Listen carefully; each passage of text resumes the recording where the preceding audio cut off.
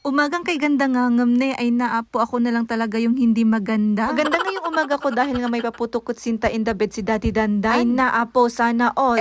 Sana everyday, charis. Dahil nga may putukot sinta siya ay ginawan na nga rin niya ako ng kape. Ay naapo, iba talaga yung nagagawa ng napapagbigyan ng gabi minsan, charis. O charot-charot lang yun ha, kaya lil na kayo't magkape na nga tayo. Hindi nga lang putukot sinta yung binili niya, meron nga rin siyang puto kalasyaw. Puto kalasyaw ba itong puti? Basta yun ang alam ko charis. Siyempre alam nyo na parehas na masarap, diba? Ganun ba talaga kapag napagbibigyan, bumabait na lang, charis? Mabait naman talaga itong asawa ko, kaso nga lang iba talaga yung bait niya for today's video. Walang ganito everyday ha, kaya naman nakapagtataka talaga. Baka kung pagbigyan ko to every night, gawin niya rin ito sa akin everyday. Charis, nay, charot-charot lang yun ha. Baka naman kayo ay maniwala. Habang nagkakape nga ako, ito naman siya nagpupunas ng sapatos. Ay naapo, agbuutaw. Naamag na yung Timberland niyang sapatos na hindi naman niya kasi ginagamit. Ito nga't pinapasuot na nga lang niya kay Arkedandan para naman daw magamit. At hindi ko nga alam kung anong balak niya talaga dito sa kanyang mga sapatos. Inaantay pa niya yata si Arkedandan na lumaki. At si Arkedandan ang magsuot ng kanyang mga sapatos. Ay naapo. Habang nagkakape nga ako, ito nga takikape na nga rin itong aking asawa na galing sa pinakamalamig na lugar.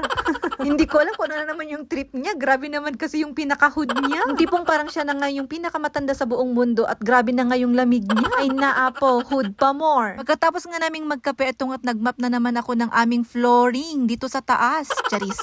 Nagmap na naman ako dito sa aming bubungan. Tani ay naapo, tumutulo na naman dahil nga dire-diretso ang ulan. Hindi nga lang yung aming bubungan, pati nga rin itong aming dingdingan ay naapo, entero timoys na. Grabe nga ang moist dito sa amin, lalong-lalo na kapag umuulan dahil nga gawang slab itong boarding namin. 2 linggo na nga rin na ganito nga palagi yung routine ko, ay naapo. At kahit nga saan ako lilingon ay puro moist ngayong nakikita ko. Bagong pintur nga lang itong dingding namin at bubungan namin, pero ngayon naapo nakikita kong parang didilaw na naman.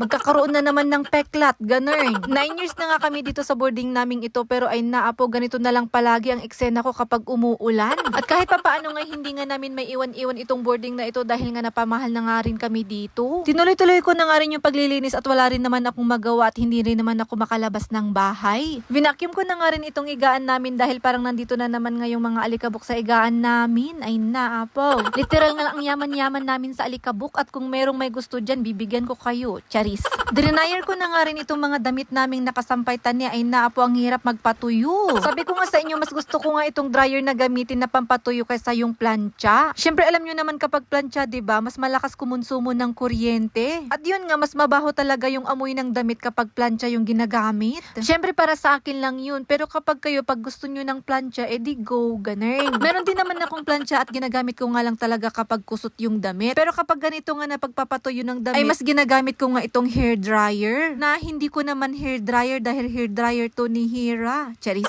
Kaya naman kung gusto nyo nga rin itong hair dryer, ay ilalagay ko nga lang dyan sa may comment section o dyan sa may caption. So yun na nga lang muna for our today's video. Thanks for watching. Thank you so much, Lord.